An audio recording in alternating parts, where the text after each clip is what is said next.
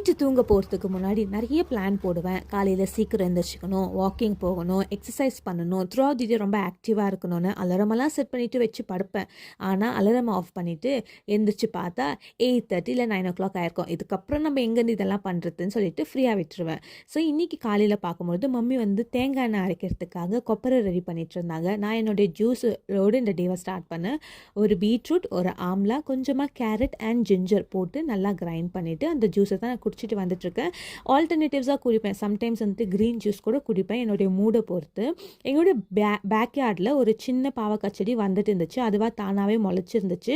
So நாங்கள் அதை take care பண்ணிட்டு வந்துட்டு இருந்தோம். அதுக்கேற்ற மாதிரி நிறைய பூவு, நிறைய காயும் பிடிச்சிருந்துச்சு.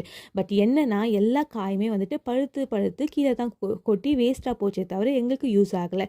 இது வரைக்கும் கிட்டத்தட்ட ஒரு 50 to 80 பூவும் காயும் விட்டுருக்கோம். பட் அதுலேருந்து எங்களுக்கு ஒரே ஒரு காய் தான் எங்களுக்கு கிடச்சிச்சு. மார்னிங் பிரேக்ஃபாஸ்ட்டுக்கு எங்கள் மம்மி வந்து மேக்ரோனி எக்கெல்லாம் போட்டு பண்ணியிருந்தாங்க.